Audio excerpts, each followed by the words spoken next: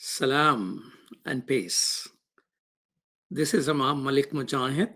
Welcome to Muslim Network TV. You're watching us on Galaxy 19 satellite, Amazon Fire TV, Roku, YouTube, and Facebook, and pretty soon on Apple TV as well. Thank you so much for joining us. You know, the world is amazing. Things happen when you don't even think about it. So it was January, mid January 2015, when Sound Vision on a Prophet birthday had a program called Stand with the Prophet. It was in Dallas, actually close to Dallas, Garland, Texas. And that's where 900 Muslims were gathered. They were from the neighborhood, community people who came to support Sound Vision.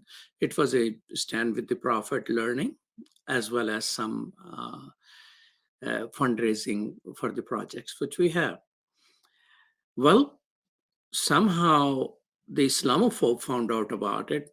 Pamela Geller, Robert Spencers, and many other names of hate mongers, Islamophobes, they started mobilizing their people coming. So if we were 900 inside the hall there, almost that many people were outside.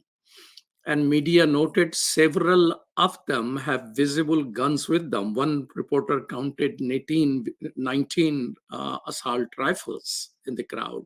Many were concealed weapons and all that.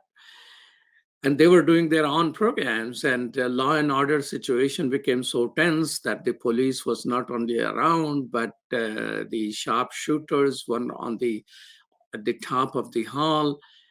And in that, just a day or two before, Fox Television seems to be quite aware of that. And Bill O'Reilly's program, they called us to be on the show.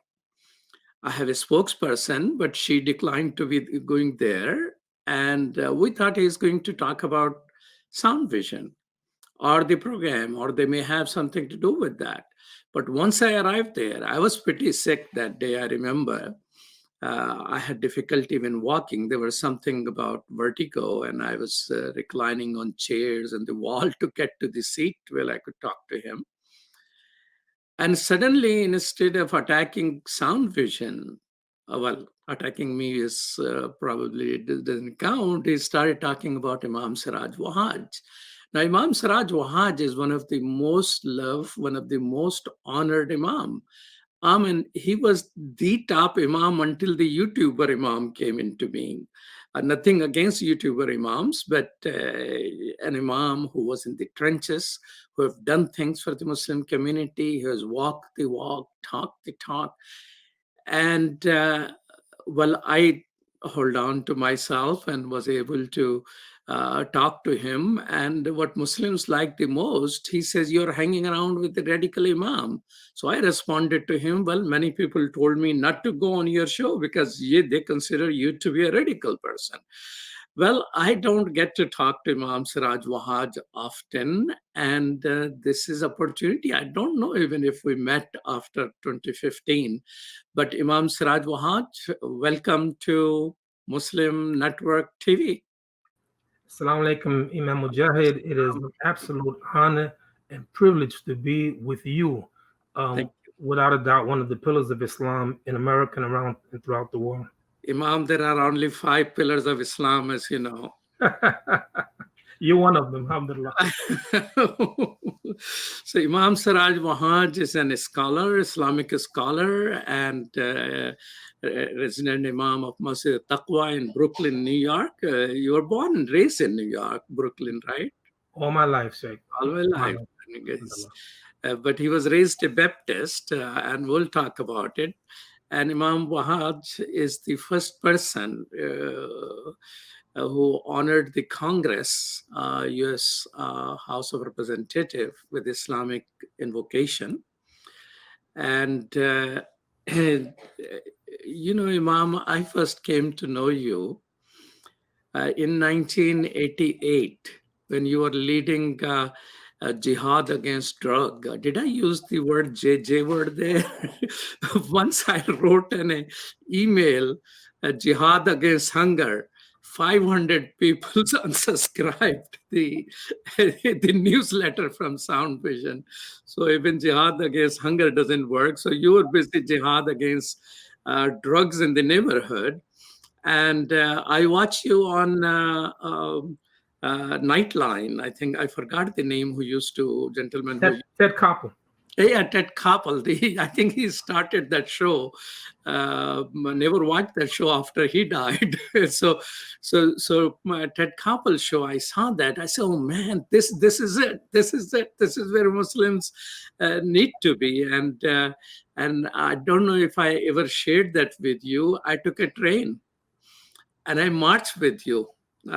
Without ever getting the honor of shaking your hand, I marched with you in the neighborhood, and I saw the neighborhood. It was sort of a rundown neighborhood. Several years later, when I rented a car and wanted to visit the place, brother, it was such a costly parking all around it. So whole neighborhood transformed. It How is did. the neighborhood now, and what It was did. it, why you started doing that? I remember we bought our property, Masjid al-Taqwa, in like 1981.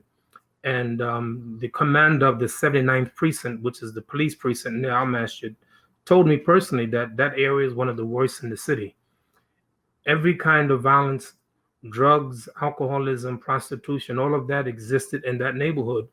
And indeed on the block of the masjid, we have 15 crack houses, 15 15. houses of drugs. Yeah. Hmm. So Allah blessed us. I think it was 1988. We worked with the police from the 79th precinct. And we thought that if we can get the drug dealers out of those places, we can keep them out. So we had a partnership with the police, and they raided the day that we had our big demonstration. They raided those 15 drug houses and arrested the people. And we took our brothers and stood in front of all of those drug houses for 40 days and 40 nights. And we told people no more drugs being sold there. Allah blessed us. We closed them down. And now this area is one of the best in the city, one of the safest in the city, alhamdulillah, because of the work and effort of the brothers working with the police. MashaAllah. So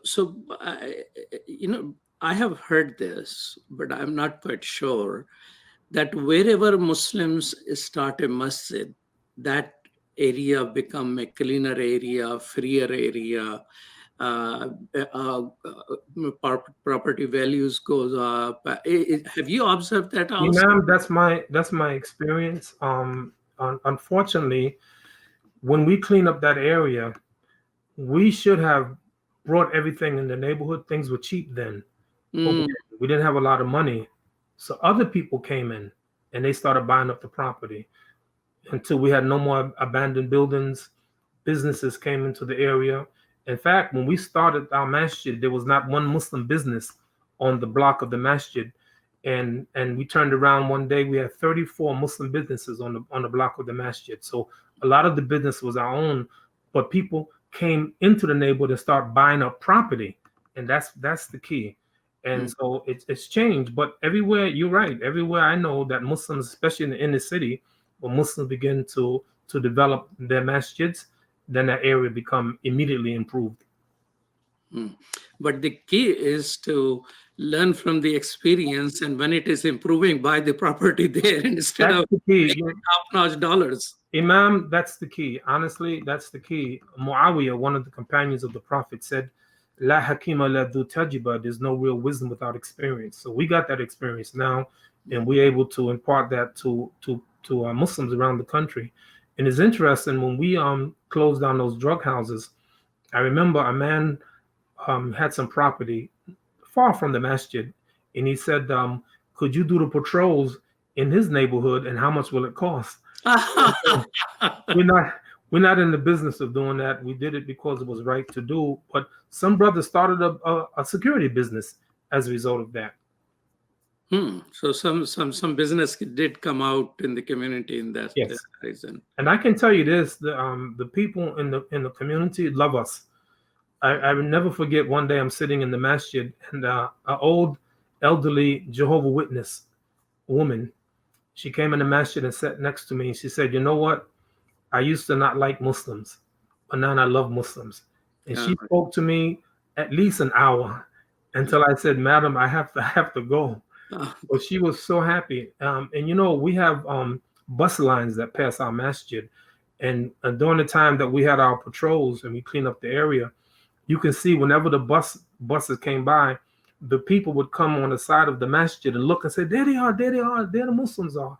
And when our patrol was over, we were interviewed by every major newspaper in the world. I'm saying every newspaper in the world, and people talked about it. And what we had hoped to do, that we wanted to start a movement that other people would do the same thing and realize that this is your neighborhood and you got to take back control of it. And that we wanted people to reproduce what we did. They did it into some small amount, but not what we had anticipated. This was supposed to be my next question. Why that thing could not be replicated? I mean, Muslims live in all sort of neighborhood, good and bad. Participation to improve your own neighborhood. Uh, why more and more Muslims don't get Be involved? honest with you, to be perfectly honest, I think many of them are afraid. Drug dealers have reputation, toting guns and mean people. But I can tell you something about my community, alhamdulillah, not unlike many African American communities. We have people in our community. We have doctors. We have some lawyers. We do a few of them, but we also have brothers who come from the prison, and these are brothers, are tough brothers. They've been in the street, and the drug dealers know some of them, and they're known to be tough. Or we train martial arts in our masjid, and some of the brothers are trained. So we don't expect everyone to do the same thing that we did. But I think that when the drug dealers and those people, they saw us and they saw no fear in us, because think about it, we were doing this 24 hours a day, and right in the heart of I think it was January, so it was the heart of winter. And so they saw the resolve and the determination and the discipline of the brothers, and that made a major difference. Hmm. Imam, in Chicago area, I mean, I'm here in Chicago. I have always lived in the uh, Black communities. I mean, where I'm talking to you, my neighborhood is 95% Black. I have seen more mosque closing down in Black neighborhoods in Chicago area. Closing down. Yeah, yeah. So I see. I mean, people who are friends. I mean, more Black people know my children name than people in Pakistani and other communities, because I live here. And their children are gone, and Muslims are older people now. Very few young people in the community, in African American Muslim community I'm talking about. What is the situation there in your community? Are Imam, still that's people shocking. coming to Islam and thriving? Imam, what you're saying is shocking to me. Now, how many Muslims in New York City? It varies from 600,000 to 1,300,000. Over 400 masjid, 43, 45 full-time Muslim schools. So when you look at it seems like every other day someone's opened up a masjid in New York City. So this is foreign to me. What you're saying is shocking to me. We don't, I heard about a year and a half ago, one imam, he attended the imams meeting. He told me they were closing their masjid, and that was shocking. That was unheard of. And I was like, for 1 week, I'm saying, are you serious? How you close down a masjid? You can't close down a masjid. And I was trying to encourage him, to keep it open. So when you're talking about number of masjids closing, we have to look into that, because that is unknown to us.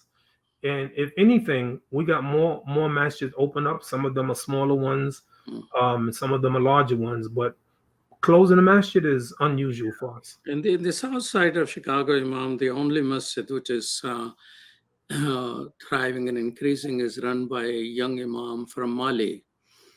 And he, mashallah, opened, so half of the people there are African American, other half are people from Africa.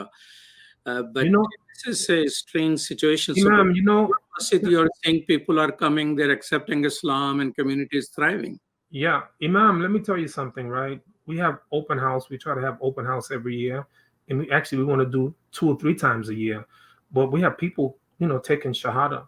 And it's not unusual. Almost every Friday, someone comes to our masjid and takes Shahada. So, and in fact, I wanna share this with you. There are two things in the Ummah of Muhammad, peace and blessing be upon him. He said, "Khairu ummati qarni, thumma ladina yulunhum, thumma ladina yulunhum." The best of my ummah is my generation, and then the generation that follows it, and then the generation that follows it. And I noticed two things about that community of the Prophet Muhammad, peace and blessing be upon him, 1400 years ago. Two things I noticed. Number one, it was a community of converts. Call them reverts, call them converts. If you look at that with the Prophet, peace and blessing be upon him, look at all of his companions. Every one of them converted to Islam. So, in fact, if you read hadith literature, you see hadith narrated by Aisha, the wife of the Prophet, peace and blessing be upon her. It begins like this. And Aisha, radiallahu anha, Mu'minin, Abdullah. From Aisha, the mother of the faithful, because the wives of the Prophet are our mothers, Allah said in the Quran, and the mother of Abdullah. How could she be the mother of Abdullah? She never had any children. Well, Abdullah was the son of her sister Asma. So Abdullah was her nephew who she loved very much, and she called the mother of Abdullah. Abdullah is the first Muslim born in the Ummah of Muhammad, peace and blessing be upon him. Everyone else were converts. You start with Abu Bakr, Uthman, Ali, Abdurrahman ibn Auf, Sa'd ibn Rabi, all of them, they were converts. So number one, so when you want to look at a healthy Muslim community, look at a Muslim community that new people coming in, number one. Number two, if you study that model community 1400 years ago, full of youth. And Imam, I was in Detroit, in a masjid there, they called the oldest masjid in Detroit. And the oldest masjid in Detroit has two meanings. Number one is the first masjid. Indeed, that was the first masjid in Detroit. Number two, literally, that masjid is called the geriatric masjid. The average age of the attendees of that masjid, 80 years old. Oh, So when you look at a community, you look at the youth, we're the youth. Number one, number two, we're the converts. So our community is interesting. We first started 1981, had about 25 of us, all of them 100% African Americans. 100% African Americans. We first started. Now, average Juma, 1,300 people. Maybe the African Americans in my community, maybe 20 or 25% max. So we have a combination of African Americans and Muslims who have migrated to America, part of our community, and a number of converts. A sizable number of converts, alhamdulillah. You're watching Muslim Network TV. This is Abdul Malik Mujahid talking with Imam Siraj Wahhaj, and we'll be right back after these messages.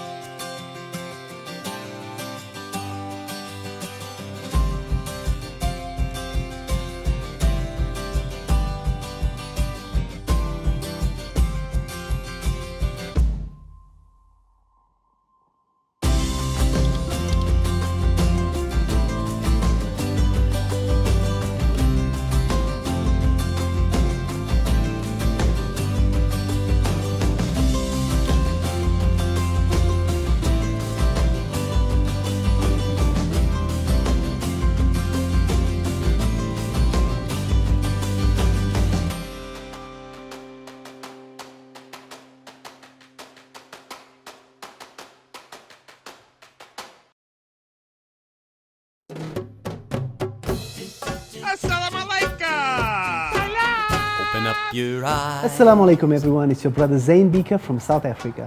One of the first educational programs ever produced for Muslim children was the ever popular Adam's World series. The colorful and comical Muslim puppets stole the heart of a generation. Sound Vision will be releasing brand new episodes of Adam's World with the launch of a Adam's World app. Subscribers will enjoy new Adam's World episodes as they are released, as well as all the classic episodes of Adam's World. So visit adamsworldapp.com now to learn more, subscribe and enjoy new adventures of Adam and his friends. And let's keep helping tomorrow's Muslims today. Assalamu alaikum. It's Adam's world. Believe me, there's a lot to see. Bismillah, let's explore.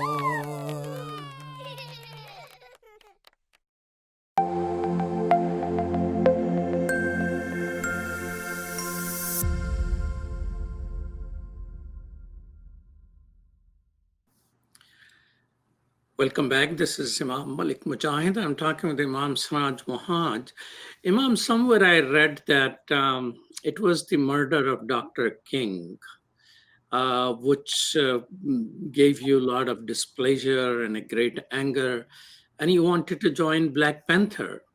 Is that correct? It's true. I had a choice. Martin Luther King Jr. was assassinated in 1968. I was a high school senior, and when I remember the day that he was assassinated, I don't know, Imam Malik, did you know I played basketball? Oh, I know you in basketball. Do you know that I was good? Oh, but I have seen you being good, although I'm no judge of basketball. Imam, two things I was known for. Number one, I was a prolific shooter, dead eye. From you heard of Imam Mahmoud Abdul? Of course. Okay, ask him about me. Okay, number one. Number two, I was Don't tell me you beat him. I'm not saying that. I'm saying ask him. He knows. Also, I was a tenacious defender, so I was known for those two things, right? So when I became when I was playing basketball the day that Martin Luther King Jr. was assassinated. I was at a St. John's recreational center playing basketball, and they made an announcement that he was assassinated, and they closed the gym, and I went home crying. I never forget that, and I was one of the saddest days of my life. I love Martin Luther King Jr. He was my hero, and I said to myself, you know what? It's enough. It's enough. I'm going to either join the Black Panthers or the Black Muslims, and that was my decision in 1968. In 1979, I joined the Nation of Islam. Means the Nation of Islam. Huh? And Black Muslim meant Nation of Nation of Islam, yes. Yeah. Yes. So I joined them in 1969. But you know, the interesting thing, Imam Malik, as a student at New York University, no Muslim ever came to me, even offering me a flyer or anything about Islam. But the members of the Nation of Islam, they came on the campus, and they sat down next to me and said, "How you doing, my black brother?" And that really did it. And even though I started buying the newspaper, the Black Panther newspaper every week, and Muhammad Speaks newspaper every week, and I began. Black Panther also had a newspaper. Yes, yeah. And thing is, it was Black consciousness. Abdul Malik, I know you never listened to music ever in your life, but I'm gonna tell you about one song that came out in 1968. It was number one for 6 weeks on the rhythm and blues chart. It's a song sung by James Brown. Have you ever heard of James Brown? Yeah. Okay. Anyway, the name of the song was "Say It Loud, I'm Black and I'm Proud." Black and Proud. That song, you have no idea what it did for Black people. It a sense of pride. It was a time of a social revolution.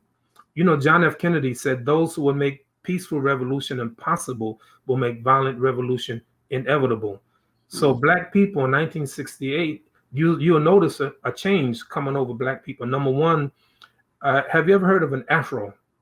Of course. I would love to see you on an afro. I want to see what you look like. I want to see what you look like in an afro. But anyway, Imam, I had a big afro.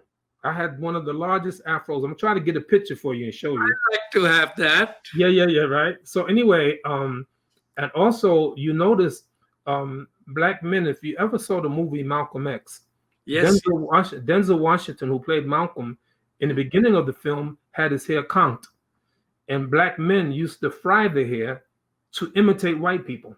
Hmm. But in 1968, it was different. Black men and women started to think more African, Hmm. so they started wearing African clothing, Yeah. wearing dashikis. I did too.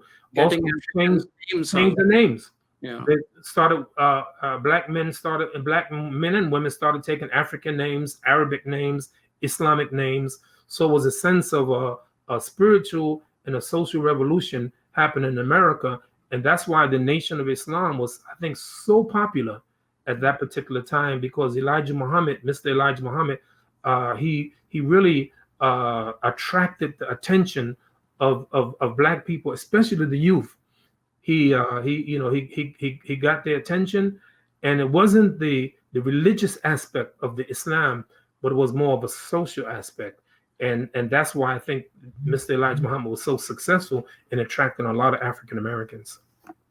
How do you compare, those spirits of the 68 and all that when you felt so strong, a change came, people are taking pride in their hairs and clothing and the names, uh, and what is happening now around us in America? I think a lot of things, in that time, Martin Luther King Jr. said, "He who gets behind in a race must forever remain behind or run faster than the man up front." So when you look at the condition of the black people in the 60s, in the 50s, and the 60s, well, when Elijah Muhammad was on the scene, you saw, like, imagine over 4,000 black people lynched. See, Muslims can complain and say, "Oh no, all this Islamophobia, look what they're doing to us," but it cannot compare what was done to black people. We were behind in every standard of measurement, whether it's education, whether it's jobs, employment, where people lived. Someone once said that life expectancy can be more determined by your zip code rather than your DNA code, is Oh, where you live. When absolutely. black people couldn't live everywhere. So it was a major difference there. You had people like Martin Luther King Jr., you had Malcolm X, you had Muhammad Ali, and you had Medgar Evers, and you had a lot of black people who were fighting uh, for a decent living. You had Mr. Elijah Muhammad. So now black people made a lot of progress. We have to admit it. Are we satisfied with it? No, but there's been a lot of progress. And it wasn't until, I think, the death of George Floyd, when people begin to see, other people around the country begin to say, "Man, this is horrible. Look what they're doing to black people." And the emergence of the Black Lives Matter group were brought to attention of not only the people in the United States, United States, but also around the world. You saw people protesting in France and Now, England. let me interrupt you if you Yeah. don't mind to ask another question. Uh, in 68, you love Dr. King, and that inspired you, and you were crying on his assassination, and you were thinking of joining Black Panther or the Black Muslim Nation Islam. That time, even people adopting African name, those were Muslim names, and Muhammad Ali later on, and Malcolm X, and these people, and even Elijah Muhammad and Nation of Islam. I mean, they were using the name of Islam, and they believed they were Muslims. Islam was in the air. People were attracted to. You were attracted to, and all of that. Islam at that time was asking people to rely on themselves, be in charge of themselves, take charge of yourself, be proud of yourself.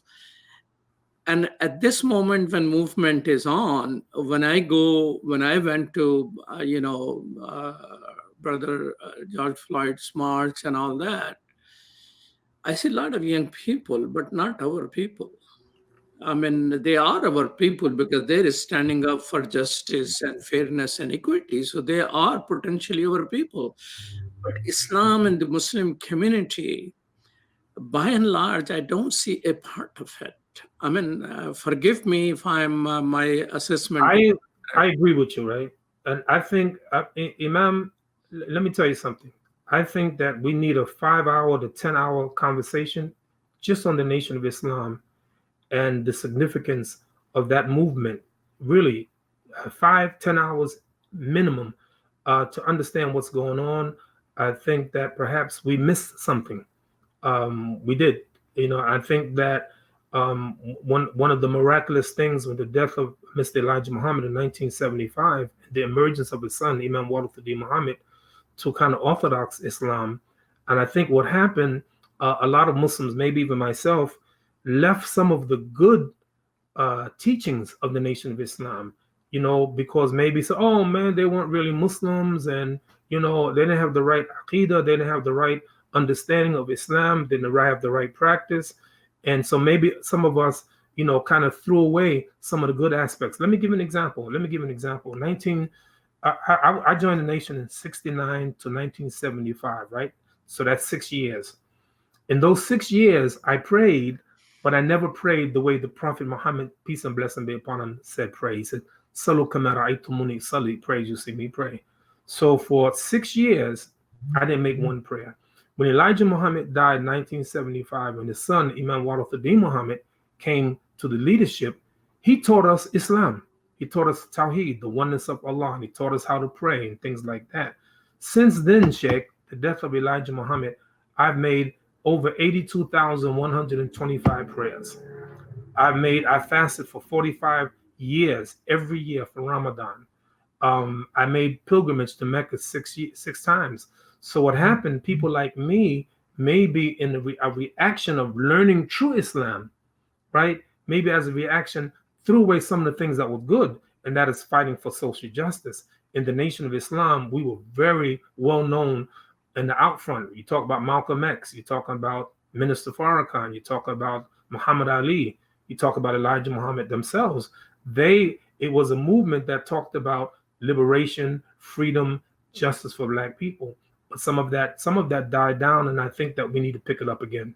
Well, some of that is probably, Imam, as you know, is under a statement. I live in those neighborhoods which you're talking about. I walk on those streets. And if 1 to 10 scale, when I came here in 1981, if it was at level 8, I can tell you, Imam, it is at level 2 or so.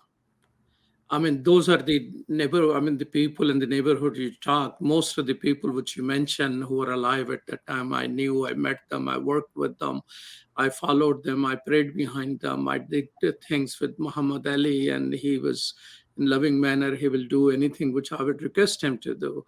His son, adopted son of Idlani Ali, Asad, grew up on our product, Adam's World. Imam Wd. Muhammad used to go around telling people, I sell Adam's World. Anybody wants to buy from me? Allah. He became a big dealer. But you're so true there. I mean, you're so true. The movement got lost while Aqidah was fixed. Yeah, that's the issue. In the Nation of Islam, what they didn't have pure Islam. They didn't have the correct Aqidah, but they had the spirit of Islam. And that's something that many people... You said it, Mom. We got the rituals. We got the rituals very well. Yeah.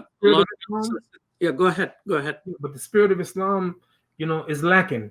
We got to do better. We got to do much better. So the way Allah says in the Quran is that لِيَقُومَ النَّاسُ بِالْقِسْطِ. So all prophets were sent to help people stand up and establish justice, fairness, and equity. Right. So that's where we say labbaik Allahumma labbaik, but those are words. So Aqidah fixed, movement got lost.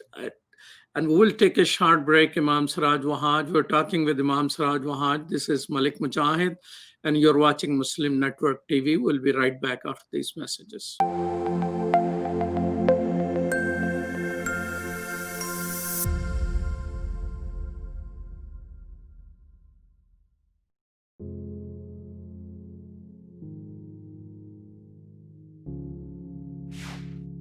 We are justice for all.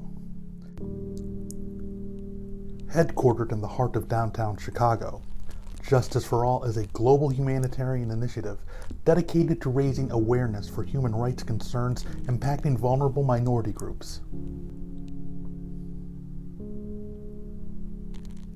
We promote policies that protect religious freedom, address the root causes of mass displacement, and recognize the plight of refugees and forced migrants. Our diverse team of staff and volunteers, led by Imam Mujahid, work tirelessly to help Justice for All achieve their goals. Past campaigns covered a wide range of humanitarian concerns. Through Bosnia Task Force, imams and leaders of Chicago's Muslim community worked to ensure Bosnia became a top national issue. This led to life-saving American policies in Bosnia. A key accomplishment was helping to get rape declared a war crime. Initiatives also included Kosovo Task Force, Central African Republic Task Force, and Flint Coalition, which brought awareness to the water crisis affecting the people of Flint, Michigan. Highlights of our work include supporting Black Lives Matter,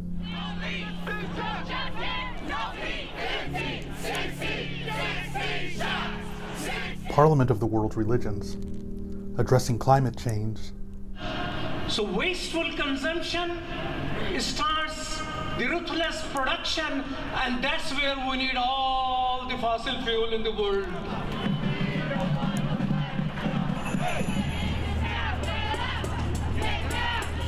And prominent media exposure. This is Imam Mujahid, President of Justice for All. And I'm the Director of Outreach for Justice for All. And that's why we need to go back to what worked. Today we're demanding an apology from the CEO of Costco. The Chinese crackdown on Uyghurs and other Turkic people has only gotten worse. Current programs such as Burma Task Force advocate for the rights of Rohingya refugees in Bangladesh, internally displaced populations, and all those denied freedom of movement and at risk of starvation. Through this, we mobilized thousands of calls to elected representatives. This paved the way for the U.S. to increase funding for Rohingya refugees from $30 million to over $600 million. 2 of our documentaries were featured on international news outlets. The Rohingya People, A Slow-Burning Genocide on BBC World News, and Rohingya Refugees Tell of Massacre was featured on CNN. We've organized rallies, UN mission visits, expanded presentations on campuses, promoted research and report writing, outreach to think tanks, media, and other influencers. Faith Coalition educates about the Rohingya genocide and crimes against humanity faced by ethnic groups in Burma. We've traveled to refugee camps, convened a meeting of Karen, Kachin, and Rohingya leaders, both to encourage cooperation and to guide them in congressional outreach. We organized Rohingya Advocacy Day. This led to over 100 participants visiting the offices of 60 U.S. senators and congressional representatives. Free Kashmir advocates for the people of Kashmir.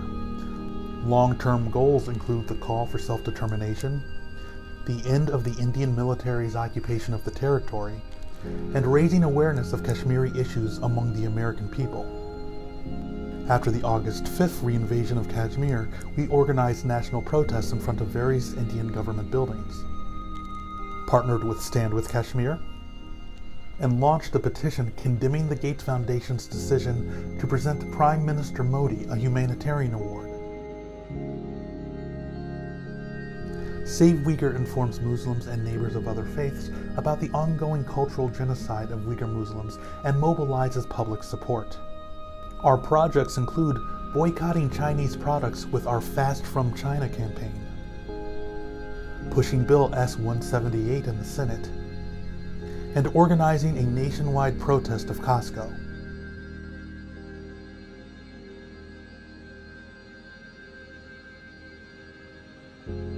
Together, we can continue to stand up for justice. Justice for all.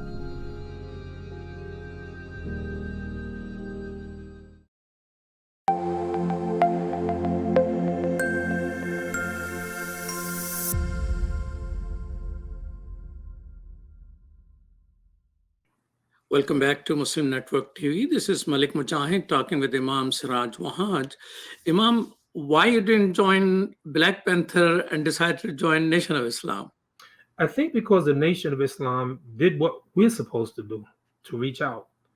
Remember, I told you no Muslim came to me as a student of New York University, but the Black Muslims, Nation of Islam, we called it we call it da'wah, inviting people to the religion. They called it fishing. So it was fishing, yeah, right.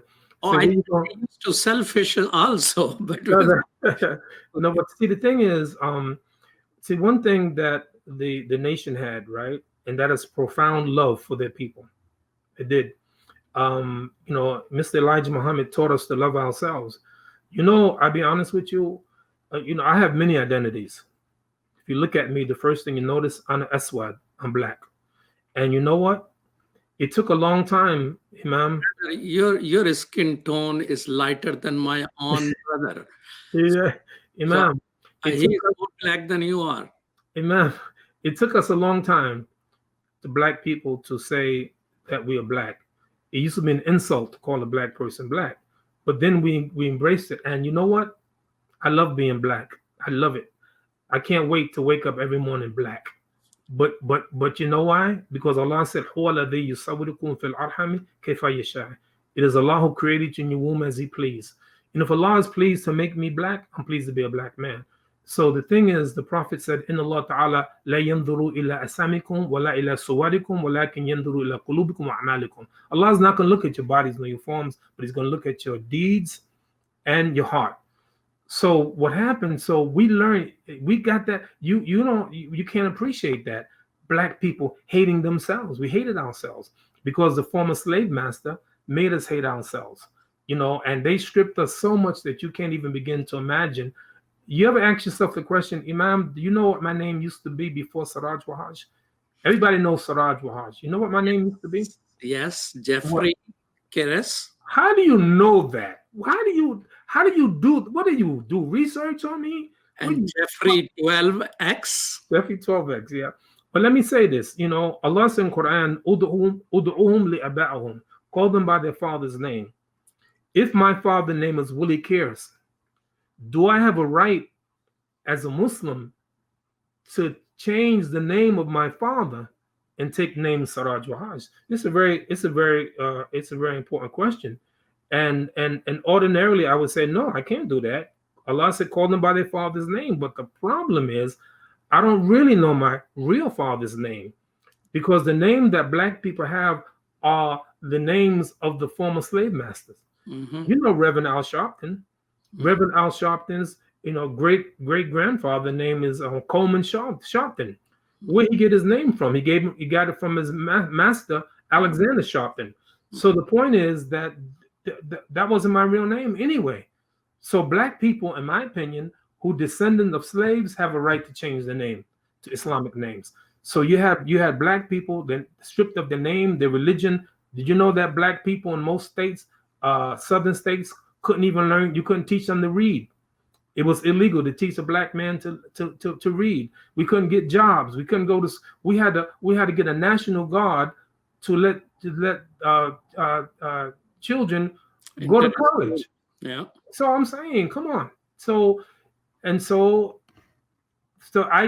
Nation of Islam, really, I think because they proselytized me more, they went after me more, and I think because they did that, I wound up. And by the way, the captain of the basketball team was a guy named Jerry Tenex, basketball player from the Nation of Islam. So we sat together, moved to basketball games. Imam, it was several years ago, on July 3rd, which is today, you even left Imam W.D. Muhammad's community.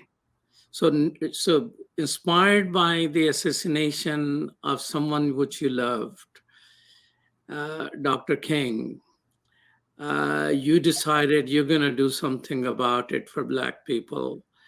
And you were proud of it. And you chose not Black Panther, but Nation of Islam. You worked your heart out.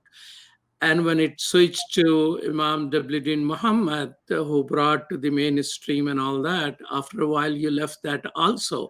Let me tell you. The great divider of the Ummah here? Let me tell you why. First of all, I love Imam Muhammad. I want to let you know, for the record, everybody knows my great love for Imam Muhammad. But let me tell you what happened to me in 1981 when I left. 1978, I was blessed to go to Mecca and study at Qura University. And one day I remember someone saying Imam Muhammad had a book called The Teachings of W.D. Muhammad, something like that. And I remember saying to myself, I'm not going to do that again. I don't want the teachings of no one but Allah and His Messenger. It was at that point in my life where I really began to study, to learn, to study the Quran. When I was in the Nation of Islam, all I read was the books by Elijah Muhammad. I don't want to do that again. And I was, maybe a little bit, I don't know,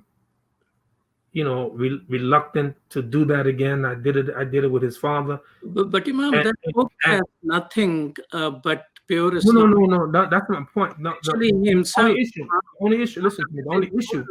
The only issue I was making. Okay. The issue I was making is that I don't want to hear the teachings of anyone other than Allah and His Messenger. That's where I was at that particular time because I studied so much. So there's some differences that I had with Imam Muhammad. That's all.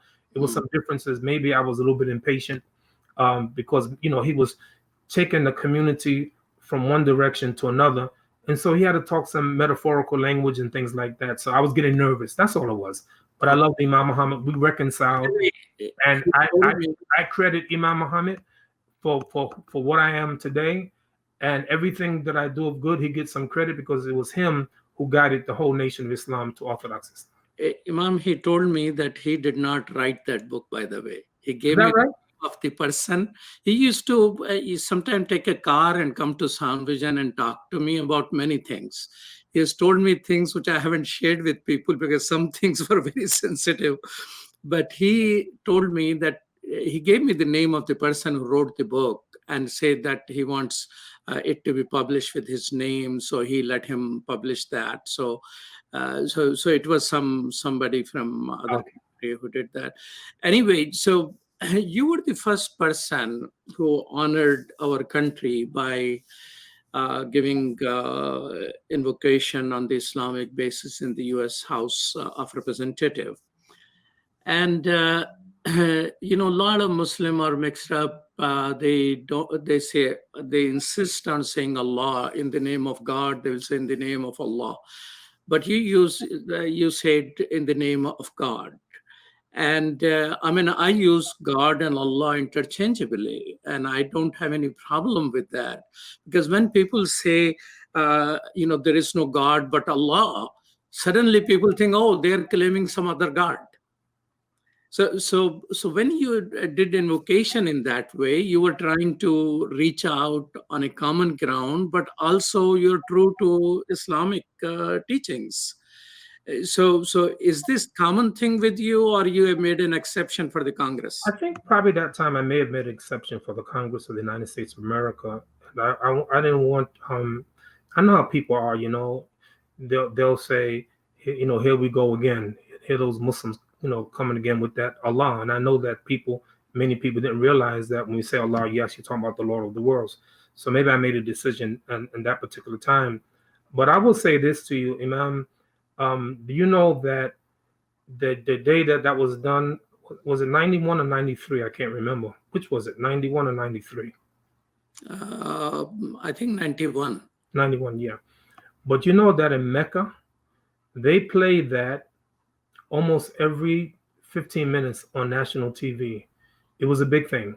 It was a big thing because, the Congress of the United States of America doesn't open up except a Jewish rabbi or Christian minister. So for the first time in the history of America, a Muslim did it. So I probably thought at that particular time, maybe now it would be different. People, they understand Islam a little bit better. But I probably did it at that time for that reason, and so that people to understand that it's the same one God that we're talking about. That's probably the reason. But it was a big thing. It was a big thing in America.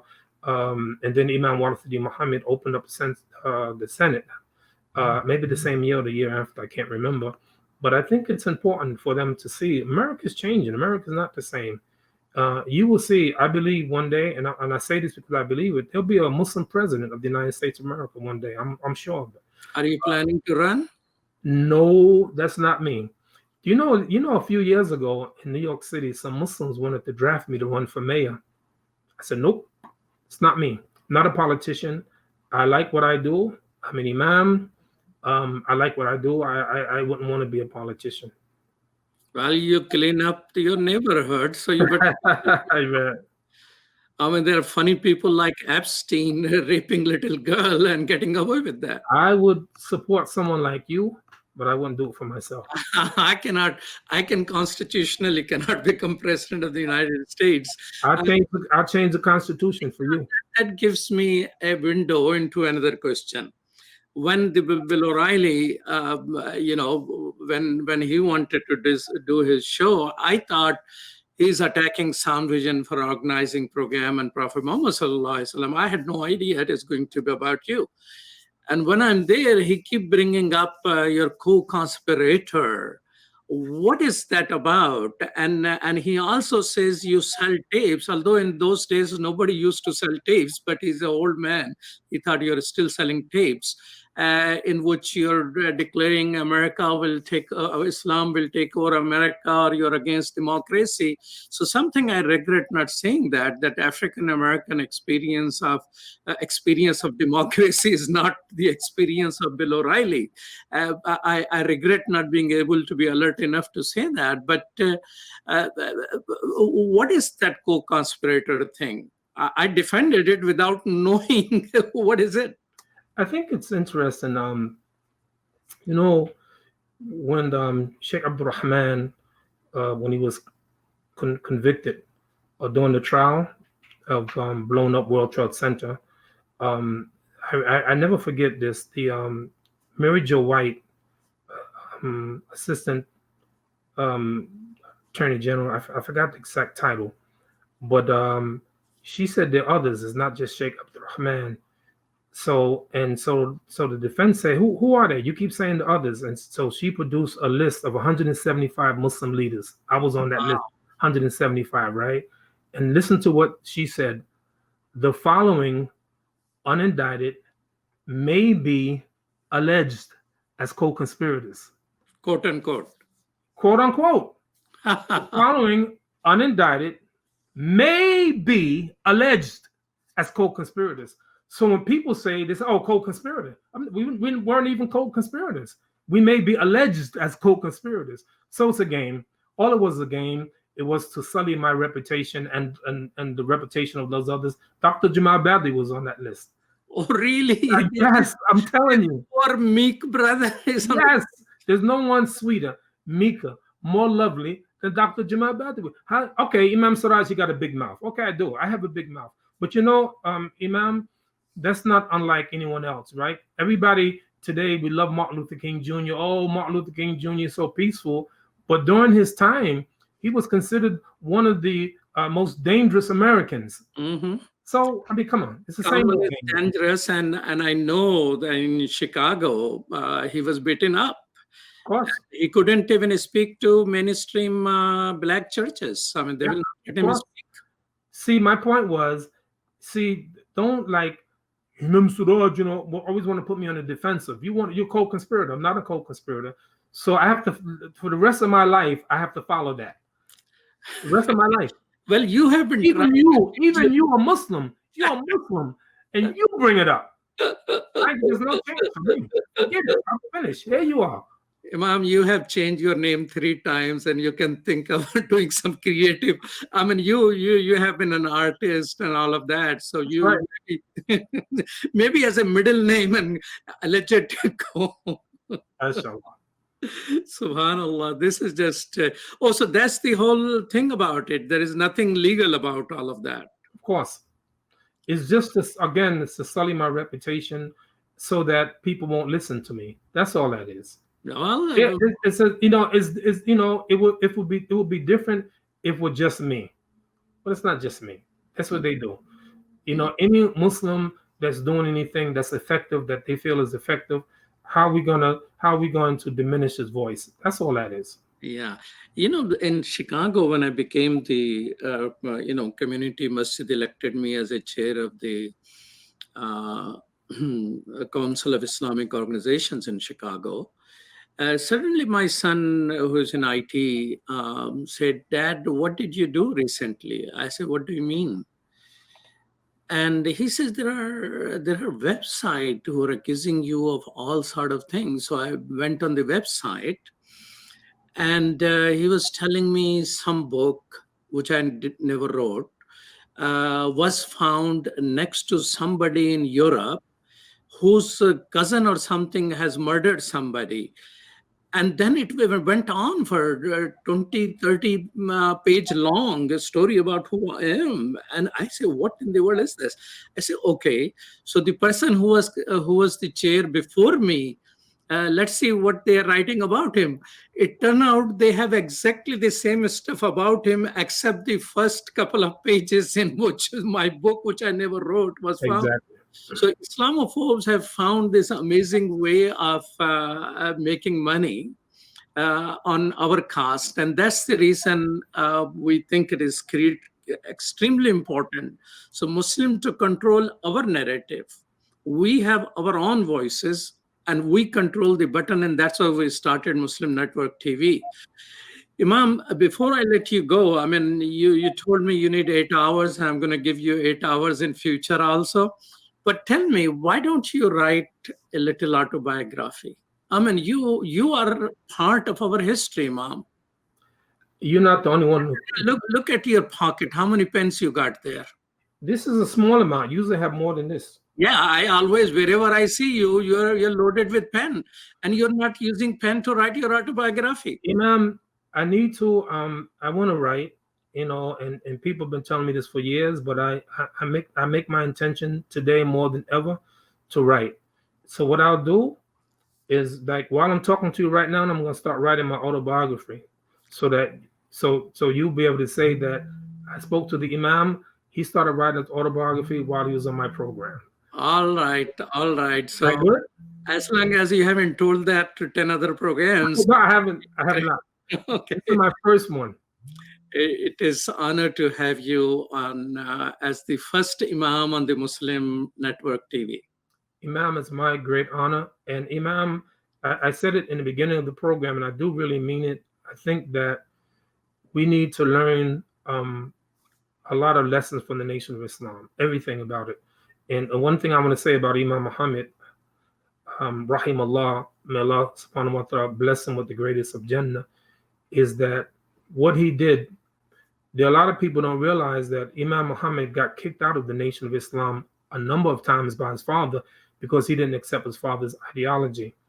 Despite that, the Imam came back in 1974, 75, and he started going around the country. And I remember he came to New York, and he started talking like he was already in authority, and we knew something was going on. And I think that what made it possible for him to do what he did, because he was the son of Elijah Muhammad. And in our theology, it was always written that he would help his father. So the fact is that he came back and was able to change the whole community around is something for us to learn. There's a lot of wisdom in that, inshallah. So we have to get busy. Thank you so much, Imam Siraj Wahhaj. This is Imam Malik Mujahid, and you are watching Muslim Network TV on Galaxy 19 satellite, Amazon Fire TV, Roku TV, and YouTube and Facebook and all other places. Thank you so much for watching. And thank you, Sumaya Haider and Zahra Nadeem, for producing today's show. And stay tuned for more programs. Peace. Salam. Walaikum salam.